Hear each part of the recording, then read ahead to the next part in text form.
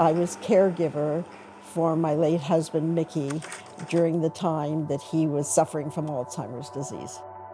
It is difficult to put into words about what Mickey was like.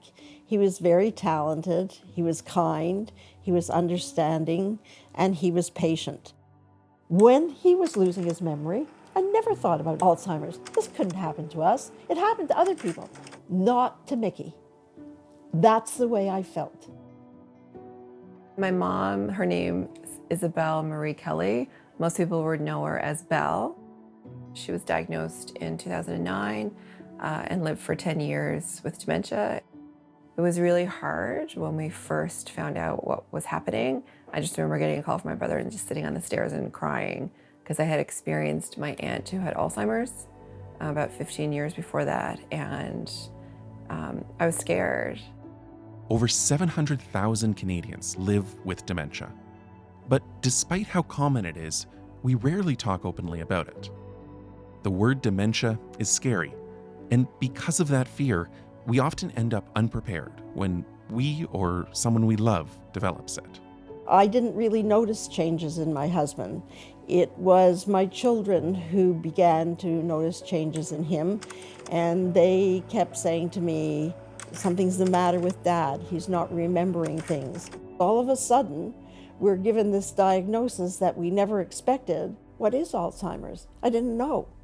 Where was I supposed to go? What was I supposed to do? Who was I supposed to speak to? I didn't know. There was nobody who said to me, look, Linda, these things are going to happen. I was frustrated. I had no hope. My life changed almost 95%.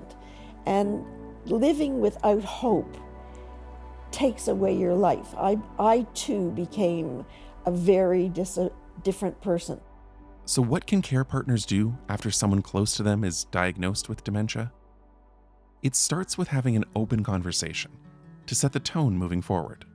And I feel like we were gifted in that whole 10-year experience because of how we communicated as a family and because of how we spoke to each other. We were able to have hard conversations and cry and laugh. Everyone's journey with dementia is unique. So every care partner needs to figure out what works best for them and their loved ones. My brother and I co-cared, and so she would spend 3 to 5 months with me and then 3 to 5 months with my brother and his family. And then when she fell and she was bedbound, which she was for 3.5 years before she died, this was the room she was in and this is the room she died in. Even when her words were coming very infrequently, she would look at me and she would say, "Love you," like in this really guttural way, because it was just hard for her to get it out and to form the words. And I would always say to her, you know, Mom, you may be in this bed right now, but you're still teaching me. You're still teaching me love and patience and compassion, and you're still being Oh my God, that's so funny. That's where her bed was. There you go. Maybe that was a sign, if you believe in that. Being a care partner is often difficult, but your time together can still be meaningful. I think everyone has the possibility of still having their mom or their dad, even in late stages dementia, but you need to also be able to see them there. And that a part of that is letting go how they were with you before. But those are the difficult moments as a care partner in the acceptance of where the shifts are. Caring for someone with dementia is a path full of unique and challenging, but also rewarding experiences.